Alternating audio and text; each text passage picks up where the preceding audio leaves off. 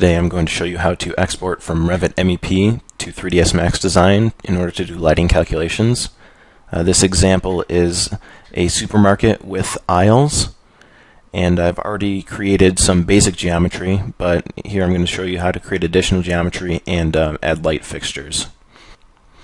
So you can see here I've already created a simple 100 foot by 100 foot single space zone, and the first thing I'm going to do is add a light fixture. So go down the Home tab, click Lighting Fixture, and load a light fixture family.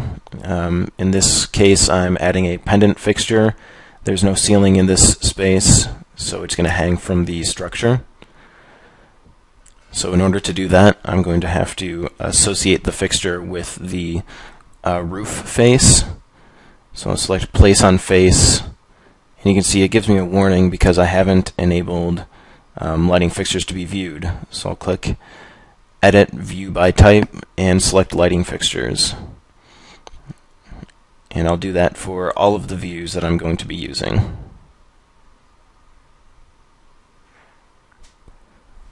So you can see in this elevation view, once I enable lighting fixtures, the pendant fixture shows up. And it's facing the wrong way, so I'll switch the direction. And I will edit the type, and instead of a 4-foot fixture, select an 8-foot fixture and edit the distance that it drops from the ceiling.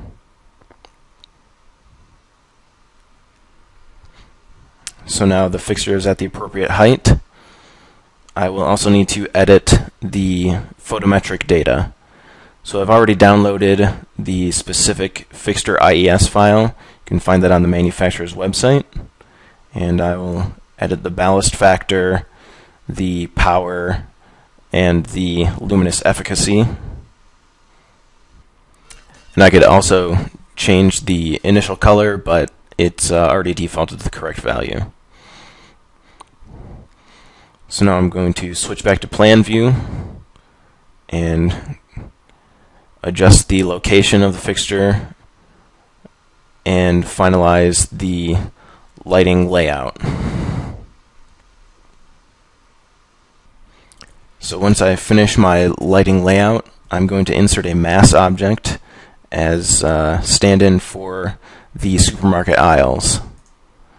So in order to insert a mass object, I go to Architect tab, In Place Mass, give it a name, and I'm just going to draw a simple solid box. So we'll start with the footprint and then switch to 3D view and choose solid form and correct the extrusion height. So now I've got a 85 foot by 4 foot wide by 7 foot high box that symbolizes my aisle. And I'm just going to copy that across and create aisles that are 11 feet apart. Now that we've finished the geometry and the lighting layout, I'll show you how to do zonal lighting analysis in Revit. First we'll create a schedule by clicking New Schedule and selecting Spaces. And in this schedule we'll take the name, the wall, ceiling, and floor reflectances, and also the average estimated illumination. So once we create the schedule, you can see the values there. The average estimated illumination in the space is 99 foot candles. And once we change the ceiling reflectance, you can see that that average estimated illumination goes up to 100 foot candles. Obviously, the greater reflectance, the higher the light level will be. So now I'll show you how to export to 3ds Max Design. We'll change to the 3D view.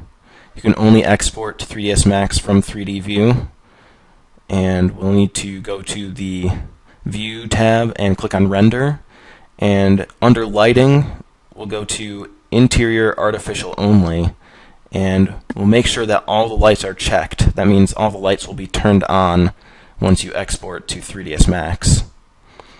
We'll save our file, and we'll click on the Revit button, go to Export, and select FBX. And we'll choose the directory to which to save the exported FBX file. And then we will switch over to 3ds Max. You click on the Max button at the top and select Import, and we'll navigate to the directory where we saved the export FBX file. Select it and hit Open. And the default settings will be OK. We'll hit OK.